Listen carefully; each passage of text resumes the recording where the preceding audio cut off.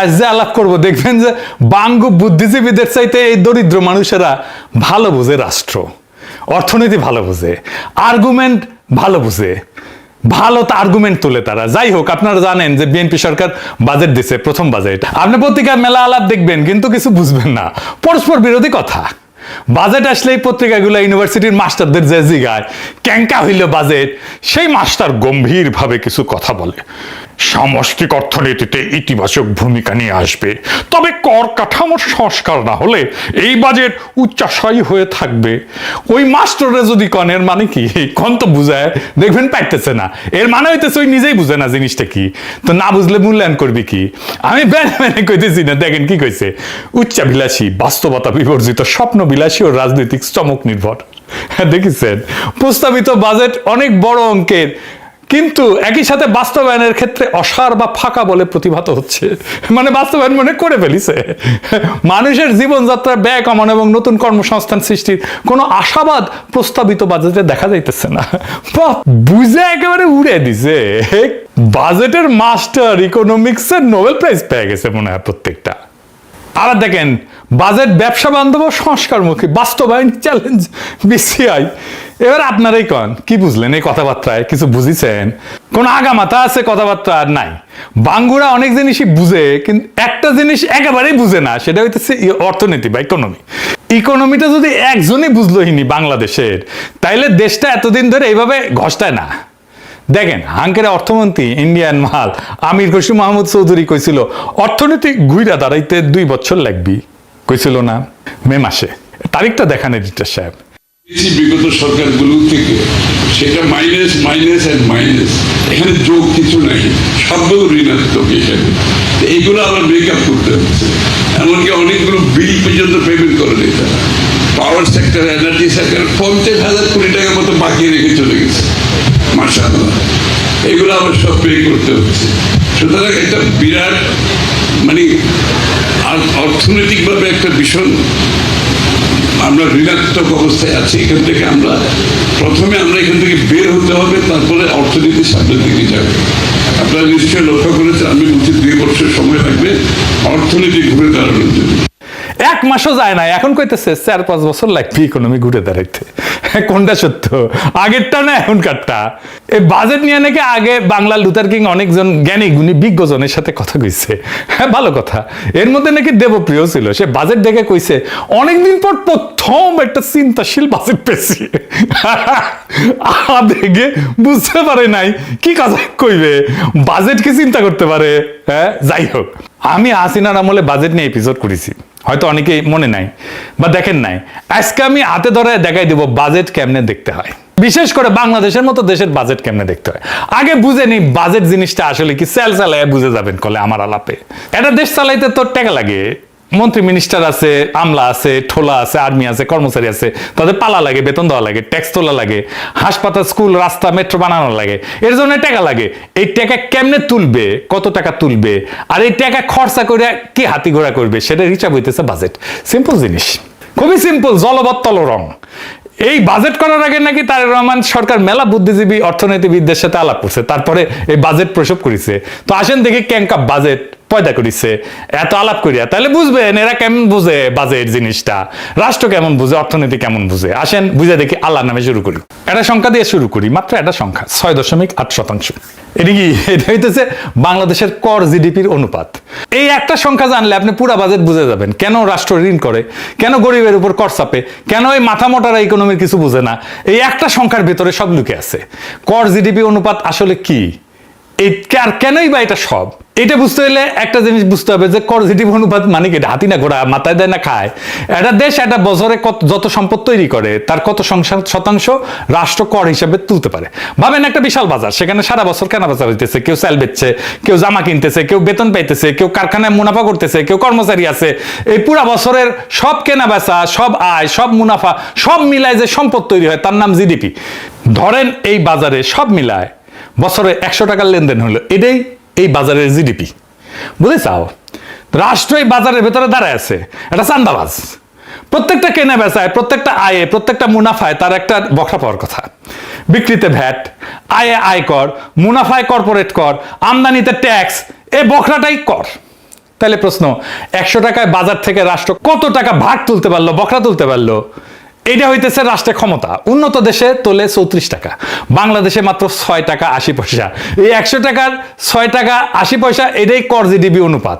বাজার বিশাল, কিন্তু রাষ্ট্রের হাতে আসে সামান্য। কর জিডিপি রেশিও এটা শুধু টাকার হিসাব না, এটা রাষ্ট্রের ক্ষমতার পরিমাপ। একটা রাষ্ট্র তার নাগরিক, বিশেষ করে ধনী নাগরিকের কাছ থেকে কতটা আদায় করতে পারে, সেটাই বলে দেয় রাষ্ট্রটা কতটা শক্তিশালী। তুলনা করেন, ইন্ডিয়ার কর জিডিপি 12%, নেপাল এমনকি যুদ্ধবিধ্বস্ত অর্থনীতির দেশগুলো আমাদের চেয়ে বেশি তোলে। আমরা দক্ষিণ এশিয়ার সবচেয়ে নিচের দিকে।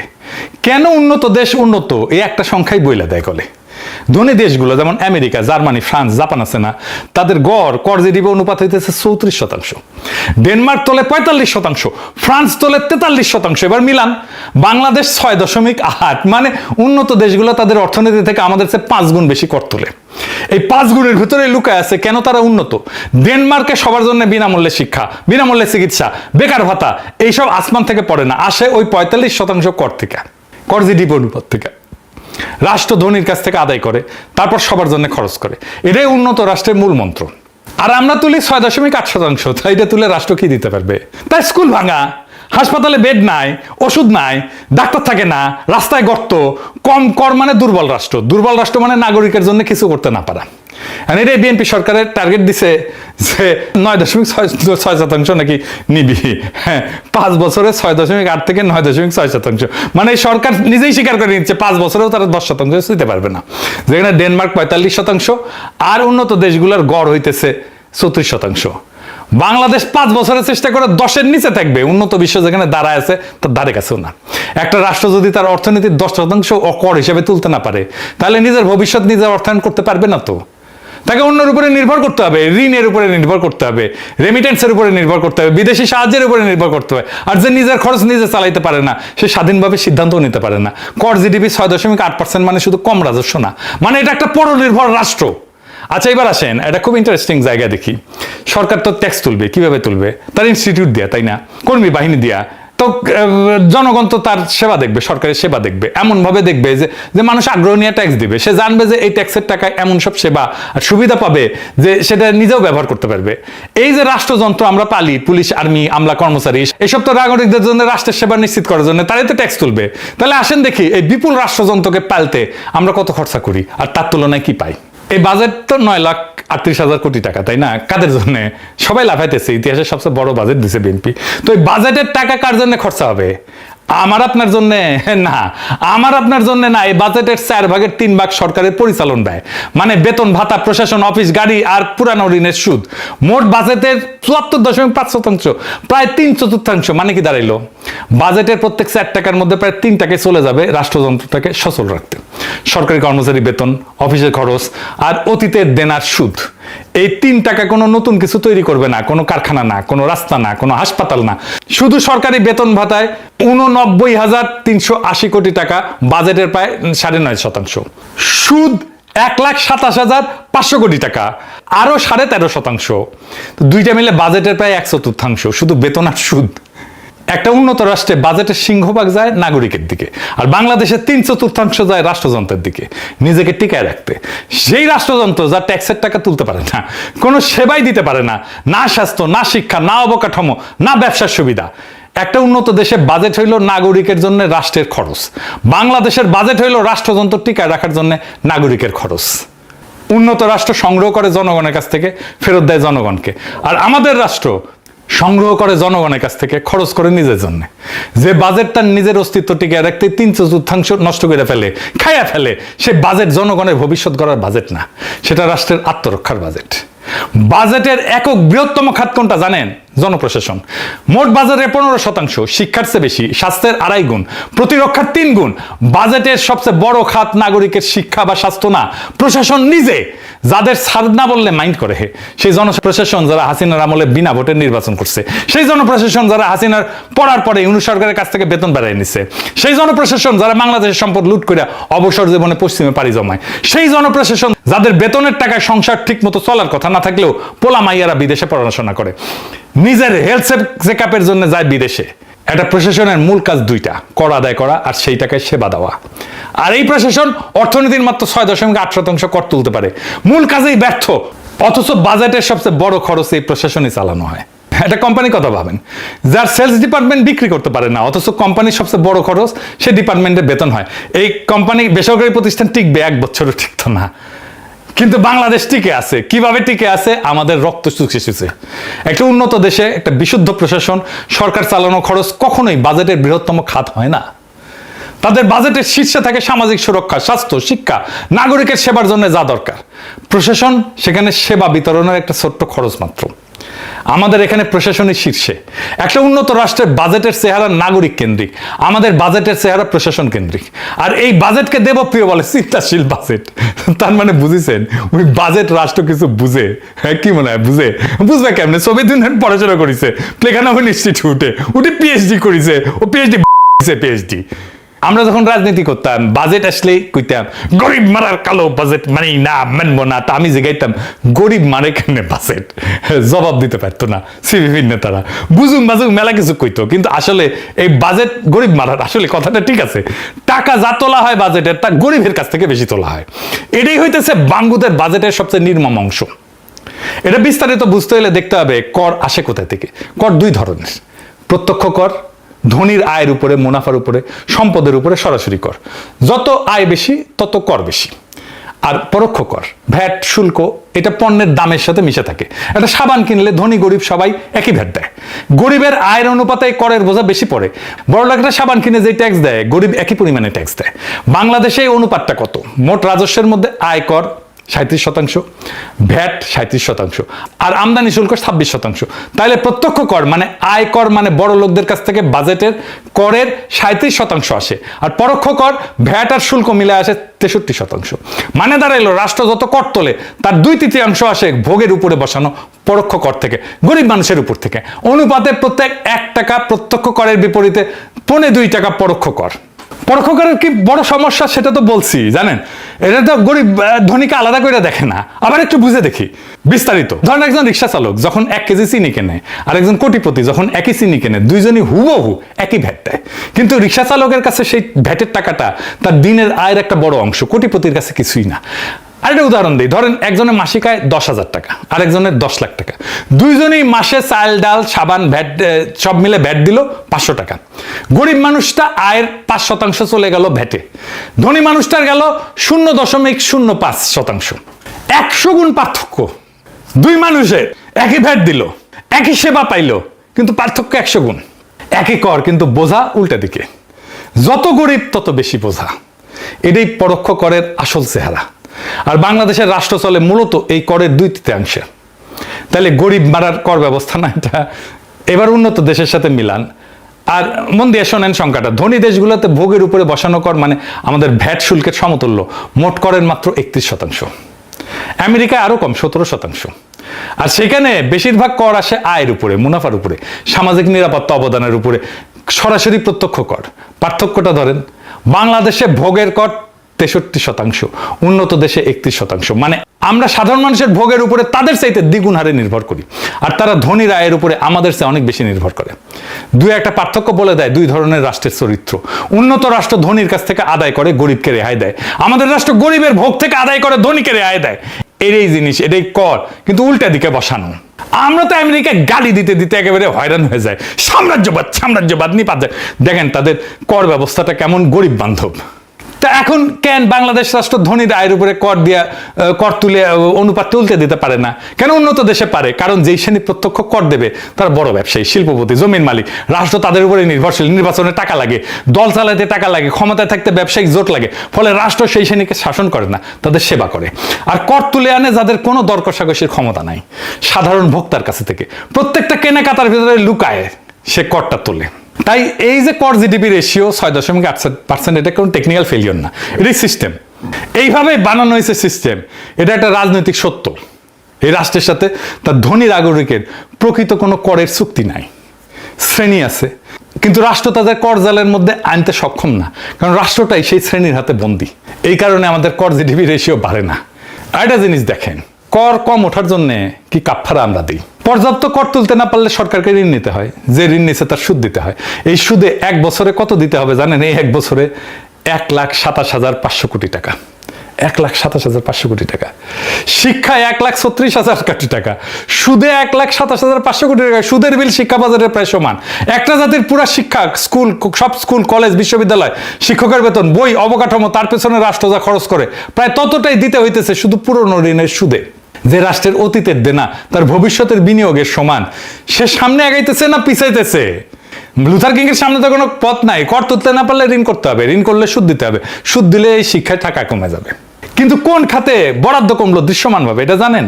আমাদের আর্মি ভাইরা জানেন না? আসেন দেখে দিই। যখন কোনো খাতে বরাদ্দ বাড়লো বলা হয় সেটা টাকার অঙ্কে, কিন্তু টাকার দাম তো প্রত্যেক বছর কমতেছে। সেটার নাম মূল্যস্ফীতি। আমরা জানি সরকার নিজের হিসাবে মূল্যস্ফীতি 7.5% আশেপাশে। মানে গত বছর যে কাজ করতে 100 টাকা লাগতো, এই বছর সেটা করতে 160 টাকার বেশি লাগবে। তাই কোনো খাতের বরাদ্দ যদি 7.5% কম বাড়ে, তাহলে টাকার অঙ্কে বাড়লেও সে আসলে খাত আগের চেয়ে কম টাকা পাইল, মূল্যস্ফীতি পুরোটা খেয়ে ফেললো। এবার তাহলে মন্ত্রণালয়গুলো দেখি। প্রতিরক্ষা মন্ত্রণালয় 42,497 কোটি টাকা পাইছে, টাকার অঙ্কে বাড়লো 4%, কিন্তু মূল্যস্ফীতি 7%। বিয়োগ করেন প্রকৃত অর্থে প্রতিরক্ষা বাজেট আসলে 3% কমছে। এবার স্বরাষ্ট্র মন্ত্রণালয়, পুলিশ, র্যাব, বিজিবি, আনসার 27,000 থেকে 31,000 কোটি টাকা, টাকার অঙ্কে 15% পাইছে। মূল্যস্ফীতি বাদ দিল প্রকৃত বৃদ্ধি 7.5%। দুইটা পাশাপাশি রাখেন, মূল্যস্ফীতির পর প্রতিরক্ষা কমলো, স্বরাষ্ট্র বাড়লো 7.5%। সব খাতে বরাদ্দ যখন মূল্যস্ফীতিতে ক্ষয় হইতেছে, তখন রাষ্ট্রের নিপীড়নের যন্ত্র যা হাসিনার নির্দেশ অক্ষরে অক্ষরে পালন করে গেছে, শেষ পর্যন্ত আপা পালানোর পর যাত্রাবাড়িতে পালানোর সময় গুলি করে গণহত্যা করছে, কার্যত এরাই একমাত্র খাত যা সত্যিকার অর্থে মোটা হইল।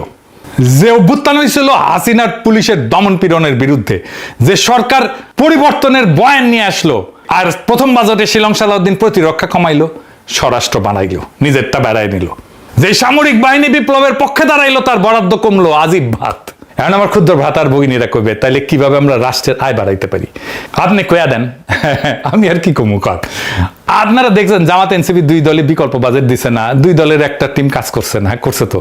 তারপরে এই দুই দলের একবারের জন্য আমার কিন্তু জিগাইনি, আচ্ছা বলেন তো আমরা একটা বিকল্প বাজেট দিব, আপনার মতামত কি? তারেক রহমান তো দেবপ্রিয়রে ডাকছে, তাই না? দেবপ্রিয় তো বিএনপি করে না, তাও ডাকছে। জামাত আর এনসিপি কোন পিওরে ডাকছে? নাকি কাউরি ডাকে নাই? আমার ধারণা কাউরি ডাকে নাই, কারণ ওরা তো সবার থেকে বেশি বুঝে। জামাত এনসিপি যে বিকল্প বাজেট দিচ্ছে আমি কোনো মূল্যায়ন করব না, আপনারাই এই আলাপ করলাম, তার আলোকে দেখবেন ওরা এমন কি বিকল্প বলছে যা লুথার কিং দিছে, তারা একই জিনিস দিছে, কোনো বিকল্প দেখায়নি। আপনারা দেখেন সংসদে কি আলাপ করে, কোনো বুদ্ধিদীপ্ত আলাপ করতেই পারবে না এরা। তারপরে বলি, আমি এই বাজেট নিয়ে কাজ করলে কি করতাম? কর জিডিপি 6.8 থেকে বাড়াইতাম। আমি কর বাড়ানোর কথা উঠলে সরকার একটা কাজই করে যে ইতিমধ্যে যারা কর দেয় তার ঘরে আরো ট্যাক্স চাপায়, ভ্যাট চাপায়, করদাতার হার বাড়ায়।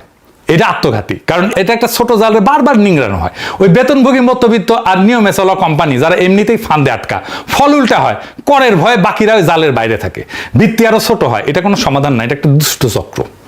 আসল রাস্তা হার বাড়ানো না, ভিত্তি বাড়ানো। আর এটার একটাই উপায় হইতেছে ফর্মালাইজেশন।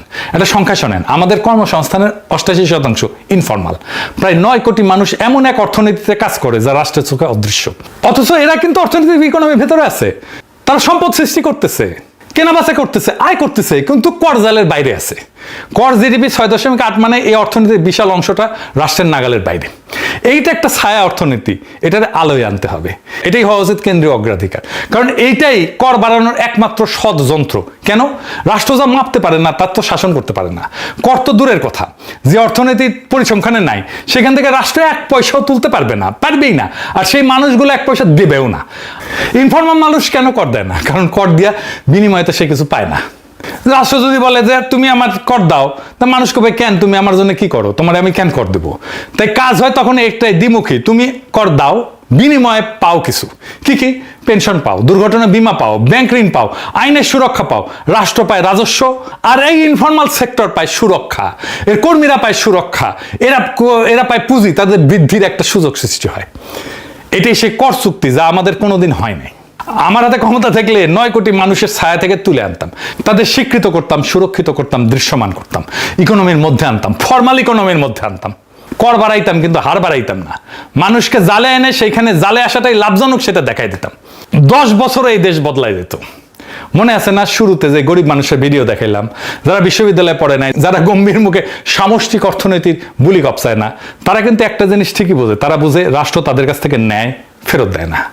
এই সহজ সত্যটা এই বাঙ্গু বুদ্ধিজীবীটা 5টা ডিগ্রি নিয়েও বুঝে না, কারণ বুঝতে চায় না। দেবপ্রিয় সাহেব এই বাজেটকে দেখে আবেগে কইল চিন্তাশীল বাজেট।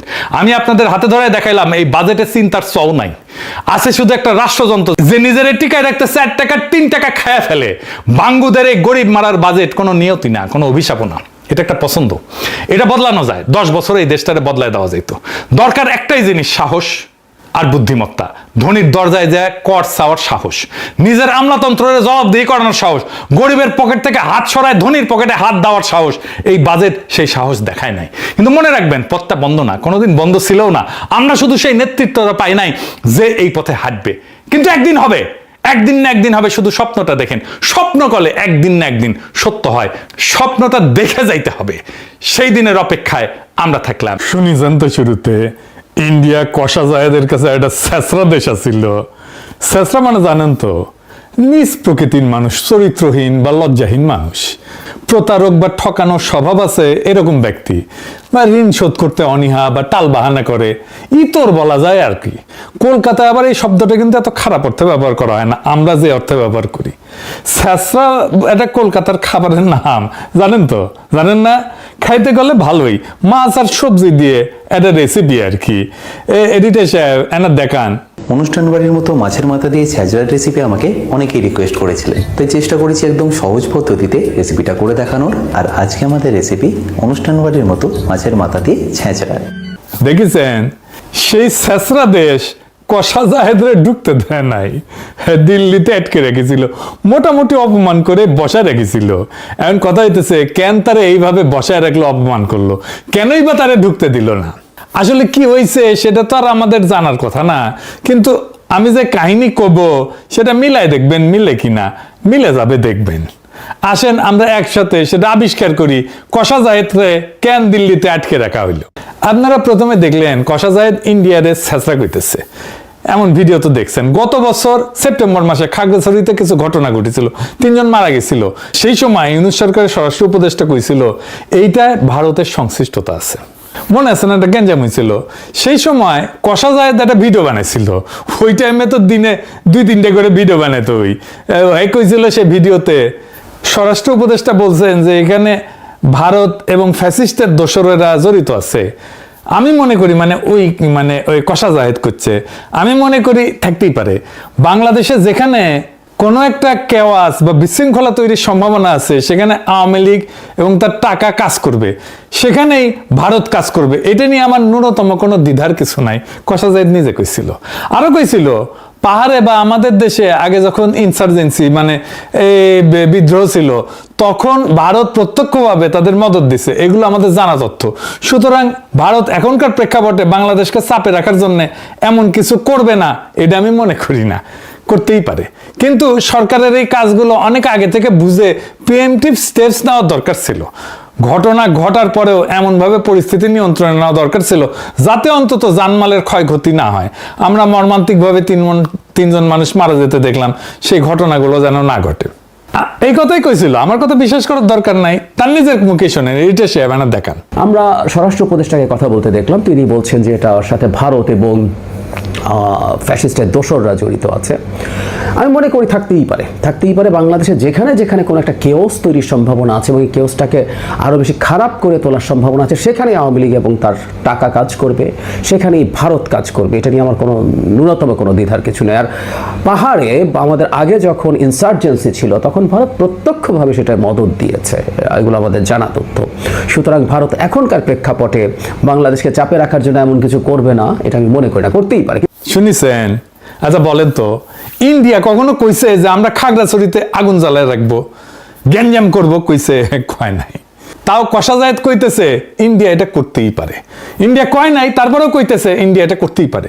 তারপরে সে উপদেষ্টা হইল, পশ্চিমবঙ্গে নির্বাচন হইল, শুভেন্দুর ঘোষিত নির্বাচনী ইশতেহারে 1 কোটি বাংলাদেশি মুসলমানকে তাড়ানোর পরিকল্পনা দেওয়া হইলো। সে নির্বাচনের আগে পারফরমেন্স করে দেখাইলো কেমনে বাংলাদেশিদের দাওয়া দেবে। ধর বাংলাদেশি ধর। এডিটর সাহেব দেখান আর একবার।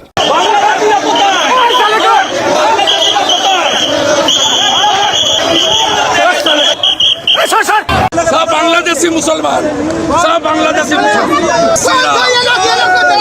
মুসলমান, হিন্দু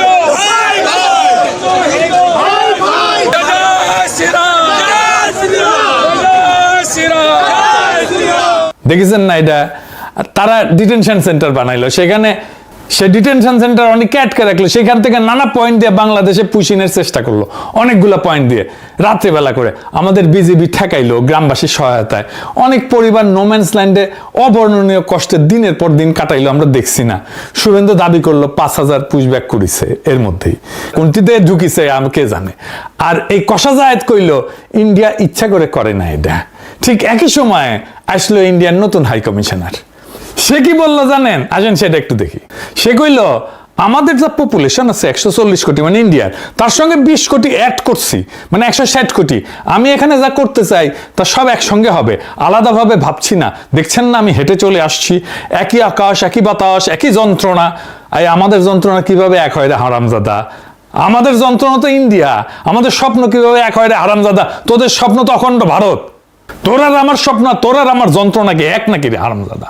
আমি একটাই কথা বলতে পারি, আমাদের যা পপুলেশন আছে 140 কোটি, আর ওতে আমি 20 কোটি অ্যাড করে দিই, তাহলে 160। আমি যা এখানটা করতে চাই ওইটা 140 নয়, 60 অ্যাডেড, এখানটা 20 অ্যাড করে দিচ্ছি, তাহলে যা হবে একসঙ্গে হবে, বুঝেছো? আলাদাভাবে আমি ভাবছি না, আমার মনে ওইটা ঢুকছেই না। দেখুন তো হেঁটে চলে এলাম, মনে হচ্ছে না যে আমি বাংলাদেশে এসেছি। ওইটা দেখতে হলো, তাকে বললো হ্যাঁ আপনি বাংলাদেশের বর্ডারে, এমনি মনেই হচ্ছে না। সবসময় আমি বলি একই আকাশ, একই বাতাস, একই যন্ত্রণা। তাহলে আমরা মিলে মিশে ভিসার সব বললে আমার সব মাথায় আছে, একটা খালি বলে যায় সবাই খুশি হবে, ওই কাজটা করবো। আবার দেখেন এক সাংবাদিক, বাংলাদেশের সাংবাদিক কি কয় দেখেন, কয় আমরা ছোট রাষ্ট্র, আপনারা আমাদের পাশে বৃহৎ শক্তি, আপনারা আমাদেরকে লালন পালন করবেন। শুনেন, আমরা ছোট্ট রাষ্ট্র, আপনারা আমাদের পাশে বৃহৎ শক্তি, আপনারা আমাদেরকে লালন পালন করুন, আপনারা আমাদেরকে লালন পালন, আপনারা আমাদেরকে লালন পালন, আপনারা আমাদেরকে লালন পালন করুন। শুনেছেন? কোনো রাগঢাক নাই, সরাসরি প্রকাশ্যে গোলামের মতো করে মনিবের উদ্দেশ্যে বলল আপনারা আমাদেরকে লালন পালন করবেন।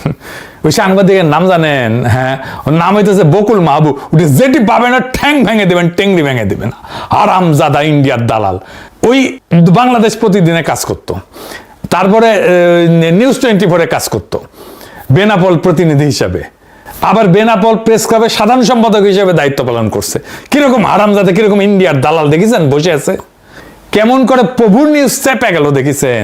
কি বাজে কথা কইলো, বাংলাদেশকে সে খেয়ে নিতে চায়, বাংলাদেশকে একসাথে করে নিতে চায়। পররাষ্ট্র মন্ত্রণালয় কোনো প্রতিবাদ জানাইছে? বলে নাই। আমাদের ইন্ডিয়ার মধ্যে ঢুকায় নেওয়ার কথা কওয়া হইলো, কেউ কিছু কইতেছে না, কারো কোনো স্যাদব্যাদ নাই। কাশ্মীর বানায় দেওয়ার একটা প্ল্যান নিয়ে আগাইতেছে তারা। এর মধ্যে রংপুরে রামমূর্তি নিয়ে কি গ্যাঞ্জাম লাগিয়েছে না? ইন্ডিয়ার গোয়েন্দা সংস্থার কানেকশন তো পাওয়া গেছে এখন, দেখেছেন তো? আমি একটা ভিডিও করেছিলাম, সেটাও তো দেখেছেন। এডিটর সাহেব দেখে দেন, দেখেছেন? আমি শুরু করেছিলাম, তারপর এখন কোটি যায় লাগিয়েছে এটা। সেইখানে এরকম একটা বিপজ্জনক পরিস্থিতিতে ইন্ডিয়ার একজন বিশ্বস্ত স্পোক্সম্যান দরকার বাংলাদেশের মধ্যে। কেমনে পাবে? ইন্ডিয়ার মেলা স্পোক্সম্যান আছে, পুন্দের আলো, দিল্লি স্টার, এগুলো সেগুলো আছেই তো, কিন্তু পলিটিশিয়ানদের মধ্যে, সরকারের মধ্যে বুড়া কিছু আছে, যেমন ধরেন শিলং সালাউদ্দিন আছে, আমির খসরু আছে, মির্জা ফখরুল আছে, বা মেজর হাফিজ আছে, গয়েশ্বর আছে। এ তো বলবে না, রিস্ক আছে। এই প্রো ইন্ডিয়ান কথা কবে কষা জাহেদকে দিয়া, সে ইন্ডিয়া ইচ্ছা করে পুশিং করতেছে না, এইটা বলে যে পয়েন্ট হারাইছিল, যে গালি খাইছিল, সেটা গেইন করার জন্য এই নাটকটা করা হইলো দিল্লিতে। এটা পুরা দল যাইতেছিল, সে ছিল দল নেতা, তার দলের প্রায় 20 জনের মতো সবাই ঢুকে গেল ইন্ডিয়াতে, সবাই ঢুকতে দিল, আর ঢুকতে দিল না তারে। সে রাগ করে দেশে প্রেস্টিজ বাঁচানোর জন্য চলে আসলো, আর চারিদিকে ধন্য ধন্য পড়ে গেল, ধন্য ধন্য বলি সবে। সাবেক চিফ প্রসিকিউটর তাজুল ইসলাম পর্যন্ত কইছে জায়েদকে দিল্লিতে ঢুকতে না দেওয়াটা সার্বভৌমত্বের উপরে আঘাত। আমাদের দেশের একজন উপদেষ্টাকে সকল ডিপ্লোম্যাটিক চ্যানেলে জানিয়ে দেওয়ার পরেও তার সাথে যে অসৌজন্যতা করা হয়েছে, এটা আমাদের সার্বভৌমত্বকে চ্যালেঞ্জ করা শামিল। শুনেছেন? এনসিপিরা দলে দলে স্ট্যাটাস মারতে থাকলো কষা জায়েদের পক্ষে। দেশের অপমান হয়েছে। কষা জায়েদ মানে দেশ নাকি রে? জামাত দিছে কিনা জানি না, দিতেও পারে। বাংলাদেশের পলিটিশিয়ান হইতে হইলে তার উন্নত মানের বেকুব হইতে হয়। বেকুব না হইলে ইন্ডিয়া বাংলাদেশে এরকম রাজধানী চালিতে পারে দিনের পর দিন, এতদিন ধরিয়া। ব্যাস তারপরে এখন কষা জায়েদ এখন অ্যান্টি ইন্ডিয়ান সিপা সালার হয়ে গেল। নিজের কাণ্ডজ্ঞান দিয়া বলেন তো, সে যাবে, এটা কূটনৈতিক চ্যানেলে জ্বালানো হয়েছে, সে নিজেই বলছে। শোনেন, আমার তো একটা ডেলিগেটকে লিড করছে, আমার সাথে আরো মানুষজন ছিলেন, তারা তাদের ইমিগ্রেশন বার করে চলে গেলেন। আমার ইমিগ্রেশন যখন শুরু হলো, আমি মুহূর্তে বুঝতে পারলাম তারা দেরি করছেন, তাদের সময় লাগছে। আমাদের হাই কমিশনার প্রথম থেকে আমার সাথে ওখানে ছিলেন, পুরো সময়টা হাই কমিশনার পাশে ছিলেন। তিনি তার জায়গা থেকে সলভ করার চেষ্টা করেছেন বিভিন্ন জায়গায় ফোন করে। এই রাষ্ট্রের, আমি আবারও বলছি, আমি ব্যক্তি না, আমি এই রাষ্ট্রের একটা পদে আছি, সেই পদের প্রতি যে সৌজন্য সেটা ল্যাক করেছে বলে আমার মনে হয়েছে। যে আমি ম্যালট্রিটেড হয়েছি, আমার সাথে সঠিক বিহেভ করা হয় নাই, কারণ আমি যেখানে যাব এই তথ্য জানানো হয়েছিল। শুনেছেন, হাই কমিশনার নিজে উপস্থিত আছে এয়ারপোর্টে। ওর নামে নাকি কালো তালিকা হয়েছিল কিনা কে জানে, কিন্তু ইন্ডিয়ান মিডিয়া নিজেই বলতেছে সেই কালো তালিকা থেকে বাদ দেওয়া হয়েছে তার নাম। তাহলে তারা আটকাবে কেন? কোনো কারণ আছে? তাহলে এটা নাটক না? এখন এসে বলতেছে ভারতের সাথে আমরা সম্পৃক্ত হইতে চাই। এবার একটা জিনিস চিন্তা করে দেখেন, ভারতের সাথে আমরা সম্পৃক্ত হইতে চাই, এই কথাটা যদি কষা যায় 2 দিন আগে কইতো, গালি খায়া লম্বা হয়ে যাইতো একেবারে। এখন খুব স্বাভাবিকভাবে কইতে পারলো, কোনো প্রতিবাদ হইল না। পারলো কারণ ওই নাটকটা করে আসিছে। কইতেছে কি, ভারতের সঙ্গে আমরা এনগেজ করতে চাই, আমাদের সমমর্যাদার ভিত্তিতে আমরা ব্যবসা বাণিজ্য সহ আরো অনেক কিছুতে আমাদের উন্নতি করার সুযোগ আছে। আমরা যে জায়গায় ছিলাম সেখান থেকে তো আমরা নেমেও আসছি। ইন্টারিমের সময় সম্পর্কটা যথেষ্ট খারাপ পর্যায়ে গেছে, সেগুলো সরাই রেখে আমরা এনগেজ করতে চাই, ব্যবসা বাণিজ্য করতে চাই। আমাদের এক্সচেঞ্জ নানা ফর্মে হইতে পারে। ওই ব্যবসা বুঝে, কত ব্যবসা বুঝে। তা আমাদের হাই কমিশনগুলো এনগেজ করতেছে না, ওখানে আছে না হাই কমিশন, আমাদের পররাষ্ট্র মন্ত্রণালয় আছে না, ওরা এনগেজ হইতেছে না।